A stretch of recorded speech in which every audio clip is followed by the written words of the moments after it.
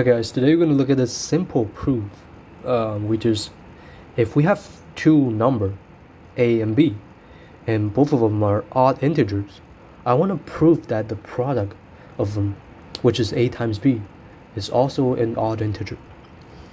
So let's look at the property of an odd number and an even number. So what do you call an even number? So let's write that down. So what is an even number? Let's say 2. I wrote that as a 3. Well, 2, 4, 6, 8. You see all these numbers are even numbers. So you can kind of write them in the form of 2n, where n is any integer. And if you times any number by 2, you will get an even number. Let's say 9. So 2 times 9 is 18, is a even number. 100, 2 times 100 is 200, which is an even number. So you times any number by a 2, it will become a even number. That's why we can write even number at the form of 2n, because n can be any integer. So if you time any integer by 2, it will be an even number. So let's look at odd number. So what about 3, 5, 7, 9?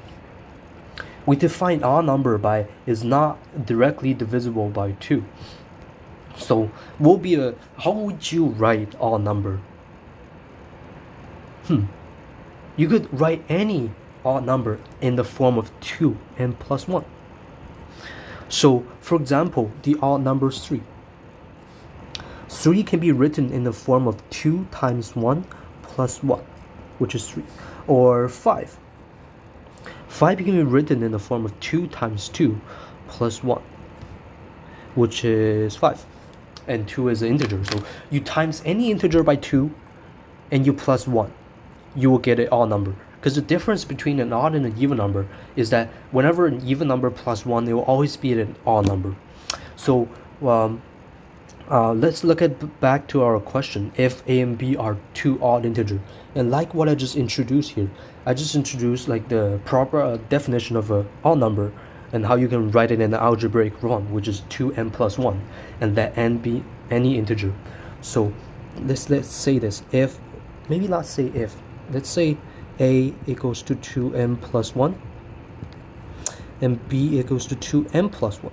Well, you notice that n and m both can be any integer. I just don't want them to be the same, because if they're the same, then they would not be any two odd integer. They will be the same if you have like 2n plus 1, right?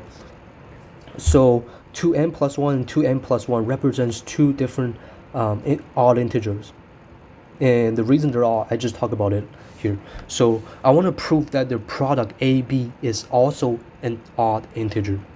So how would you, so the product means like multiplying them. So which we can write it in the form of a times b, which is 2n plus 1 times 2n plus 1. And we can use basic algebra to get this to be equal to 4nm plus 2n plus 2m plus 1.